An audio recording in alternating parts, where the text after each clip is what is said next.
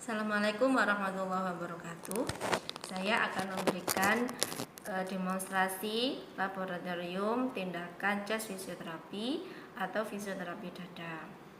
Tujuan dari CHEST fisioterapi atau fisioterapi dada yaitu untuk memobilisasi atau mendrainase sekresi pulmonar atau sputum yang sulit keluar. Nah, apa itu tindakan CHEST fisioterapi? CHEST fisioterapi ini merupakan beberapa tindakan terapi pernafasan yang terdiri dari clapping, kemudian vibrating, dan postural drainase atau pengaturan posisi. Clapping itu merupakan tindakan perkusi atau pengetukan pada dada, di mana pengetukannya itu pada atau di atas daerah dada yang terdapat sekret. Kemudian vibrating yaitu memberikan teknik fisioterapi pada dada dengan memberikan getaran halus pada daerah dada yang terdapat sputumnya. Kemudian postural drainase yaitu mengatur posisi atau pengaturan posisi yang bertujuan untuk memobilisasi sekresi pulmonar. Misalkan kita melihat pada anatomi atau gambaran dari paru. Paru-paru manusia terdiri dari dua, yaitu paru-paru kanan dan paru-paru kiri, di mana paru-paru kanan itu terdiri dari 3 lobus, lobus atas, tengah, dan bawah. Dan paru-paru kiri terdiri dari 2 lobus, lobus atas dan bawah. Kenapa? Karena di sini ada jantung, sehingga paru-paru yang kiri hanya terdiri dari 2 lobus. Nah, ketika hasil auskultasi ada suara ronhi pada lobus bawah pada paru kanan, maka di sini tidak bisa atau untuk mengeluarkan sekret itu susah, sehingga diperlukan beberapa posisi supaya sekret yang ada di lobus bawah ini dia mengalir sampai ke bronkus, kemudian bisa dilakukan bantu efektif oleh pasien. Ya. Untuk tindakan CHEST fisioterapi atau fisioterapi dada ini ada beberapa indikasi dan kontraindikasi. Indikasinya yang pertama yaitu pada pasien dengan penurunan kesadaran, tapi harus diperhatikan pasien-pasien yang mengalami gangguan pada otak, biasanya pada pasien dengan stroke atau dengan perdarahan otak itu harus diperhatikan, tidak boleh dilakukan postural drainase karena ini akan menyebabkan peningkatan tekanan intrakranial. Kemudian yang kedua adalah pasien yang tidak bisa melakukan batuk efektif, seperti pada pasien-pasien GBS atau mengalami kelemahan atau kelumpuhan pada otot dada. Kemudian pada pasien-pasien yang mengalami atelektasis atau kolaps pada alveoli.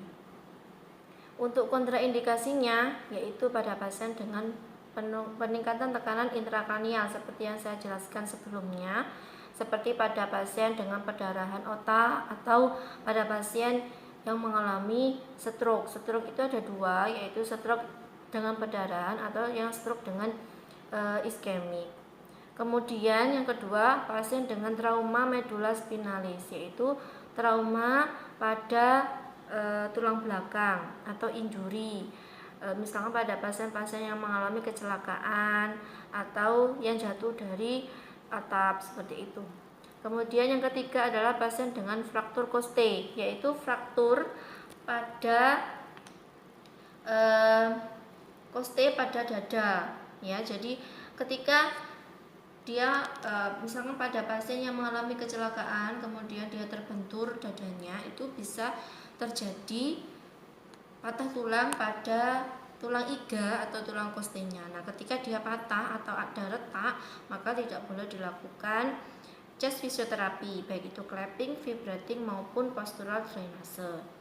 Kemudian atau pasien dengan post-op bedah toraks, seperti pada pasien-pasien yang mengalami gangguan pada jantung kemudian dilakukan bedah toraks. Nah, alat-alat apa saja yang disiapkan? Yang pertama Yang pertama adalah stetoskop. Ini nanti digunakan sebagai alat untuk auskultasi, ya, untuk mendengarkan suara ronhi pada paru. Kemudian ada handskun bersih. Kemudian ada handuk, ada bantal, ada bengkok untuk membuang sputum atau membuang alat sampah. Kemudian ada gelas yang berisi air hangat. Kenapa air hangat? Karena bertujuan untuk menjadi dekongestan atau supaya dahaknya encer. Kemudian yang ini adalah tempat untuk membuang sputum. Jadi pada pasien-pasien tertentu kadang dibutuhkan pemeriksaan sputum, ya, sehingga bisa ditampung, sputumnya bisa ditampung untuk pemeriksaan lab atau untuk membuang sputumnya. Jadi kalau tidak diperlukan sebagai untuk pemeriksaan lab maka langsung dibuang, tetapi penampungnya dengan disinfektan. Jadi harus dibedakan. Untuk sputum yang diperlukan pemeriksaan lab maka dibuang di tempat yang tidak ada disinfektannya. Tetapi kalau sputum yang tidak dibutuhkan untuk pemeriksaan lab maka dibuang dengan disinfektan. Jadi disinfektannya bisa berupa safflon, ya, seperti itu. Selanjutnya adalah prosedur untuk melakukan clapping, vibrating, dan postural drainase. Ya, sekarang saya akan menjelaskan step-step atau prosedur dalam chest fisioterapi. Seperti pada tindakan biasanya, pertama kita adalah memperkenalkan diri, kemudian mengidentifikasi pasien. Selamat siang Ibu, ini dengan saya perawat Isti. Saya akan melakukan fisioterapi dada atau chest fisioterapi pada Ibu. Tujuannya adalah supaya sputum atau sekret atau dalam istilahnya adalah dahak Ibu yang sulit keluar itu nanti bisa mudah dikeluarkan. Apakah Ibu bersedia?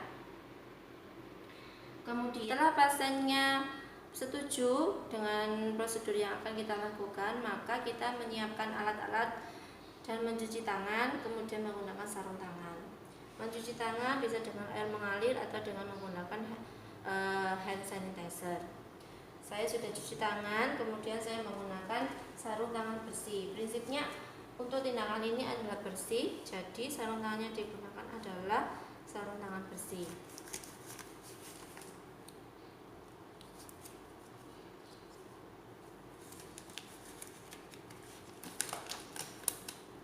Setelah pasien bersedia, maka kita mengkaji kembali atau mengecek riwayat medisnya. Apakah pasien ini mengalami trauma pada medula spinalis atau dia apakah mengalami peningkatan tekanan intrakranial atau apakah dia mengalami beberapa kontraindikasi yang lain, seperti itu. Selanjutnya adalah melakukan pengkajian pada paru-paru pasien. Pertama kita melakukan auskultasi dengan stetoskop. Tujuannya adalah untuk mengkaji semua lobus paru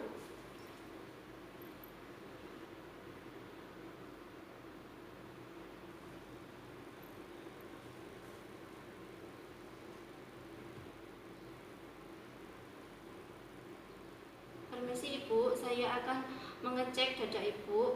Suara nafasnya apakah suara ronhinya ada di mana? Ketika kita melakukan auskultasi, maka minta pasien untuk nafas dalam. Dan kita mengurutkan mulai dari lobus kanan atau lobus kiri, kemudian mengurut sampai sesuai dengan arah jarum jam. Kita mulai dari lobus kiri. Bu, minta tolong untuk nafas dalam. Nafas Bu, nafas. Nafas, Bu.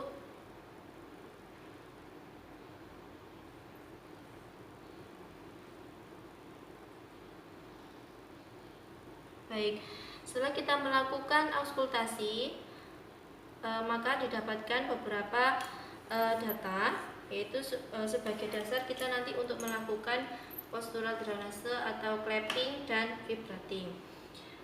Tapi sebelumnya kita juga bisa mengecek hasil fototorak dari pasien, ya. Misalkan fototoraknya itu banyak sekret atau didapatkan banyak sekret di lobus kiri bawah, ya. Maka kita jadi kita memvalidasinya itu dengan menggunakan auskultasi tadi. Jadi pertama tindakannya adalah atau pengkajiannya adalah cek hasil fototorak atau foto dada atau foto rongsen.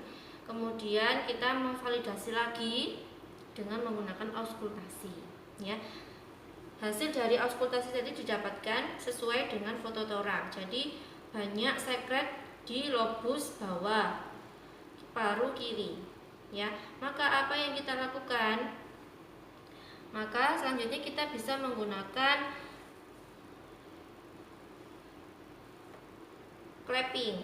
Clapping itu caranya adalah bisa menggunakan tangan kita. Jadi clapping itu tidak menggunakan alat apapun, hanya menggunakan tangan kita. Tangan kita posisinya adalah seperti ini. Tidak seperti ini, tapi seperti mulutnya bebek, ya. Jadi muncung, ya, ininya muncung. Karena apa? Supaya nanti tidak melukai pada pasien. Kalau seperti ini kita tuh menepuk, bukan clapping, tapi menepuk atau memukul, ya.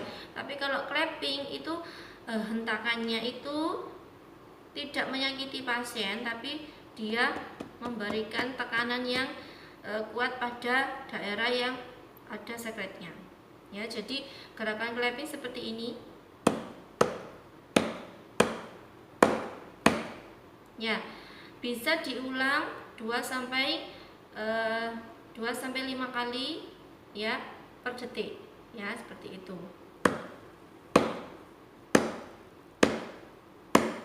Sekali seperti ini, kita perhatikan respon pasien. Kalau pasiennya kesakitan atau misalnya dia batuk-batuk, ya, atau nyeri, maka hentikan dulu, ya. Jadi tidak boleh diteruskan. Tapi kalau pasiennya responnya baik, tidak ada gangguan, maka bisa ditambah ketika pasiennya masih belum bisa batuk atau belum bisa mengeluarkan sekret. Contoh, saya ulangi sekali lagi. Bu, permisi, saya akan melakukan clapping, Bu, ini supaya bisa mengeluarkan dahak pada paru-paru ibu. Nanti kalau setelah saya clapping, ibu coba batuk. Nanti saya ajari. Batuknya seperti ini, Bu. Saya ajari dulu, ya. Batuknya menggunakan batuk efektif. Batuk efektif caranya adalah pertama yaitu tarik nafas, kemudian keluarkan dari mulut. Jadi tarik nafasnya melalui hidung, keluar dari mulut. Jadi nafas dalam 3 kali. Kemudian nafas yang ketiga dilakukan batuk, ya. Nafas yang pertama adalah, kemudian yang kedua, yang ketiga dilakukan batuk, ya. Itu adalah batuk efektif, ya. Jadi ibu sudah bisa coba dipraktikkan, Bu, ya. Ketika pasiennya sudah mampu untuk mempraktekkan, maka dilakukan clapping. Permisi, ya, Bu, saya clapping, ya.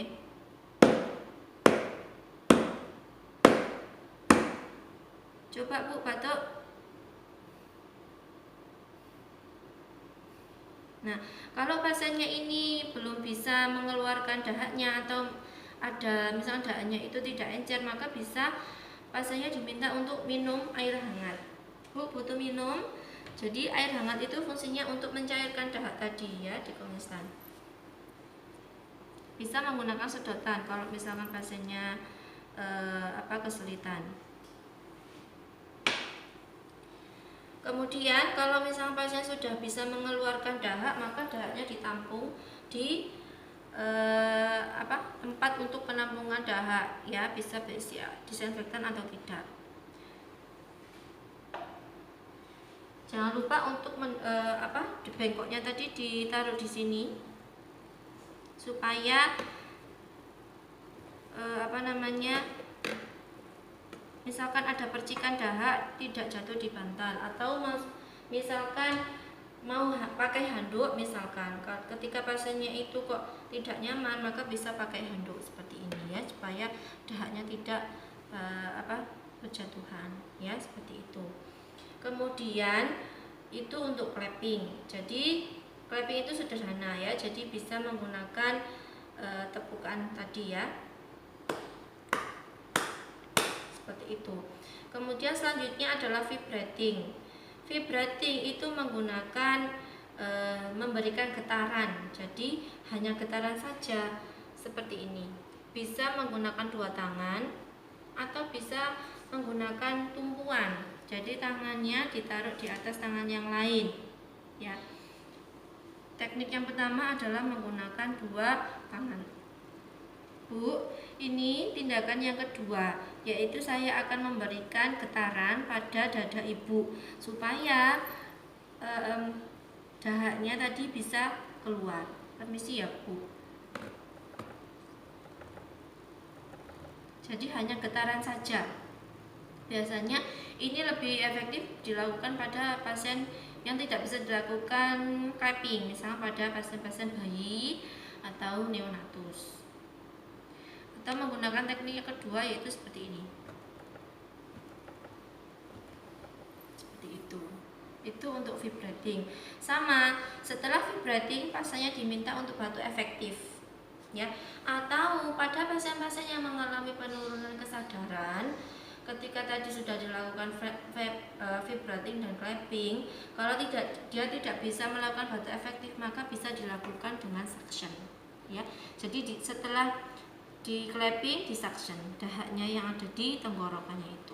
Nah, seperti itu, ya. Jadi sebenarnya chest fisioterapi itu tidak dilakukan sendirian, tapi dia itu sebenarnya dilakukan bersamaan dengan tindakan-tindakan yang lain seperti nebul atau uap, penguapan, dan suctioning. Jadi karena tujuannya adalah untuk mengeluarkan dahak yang tidak bisa keluar.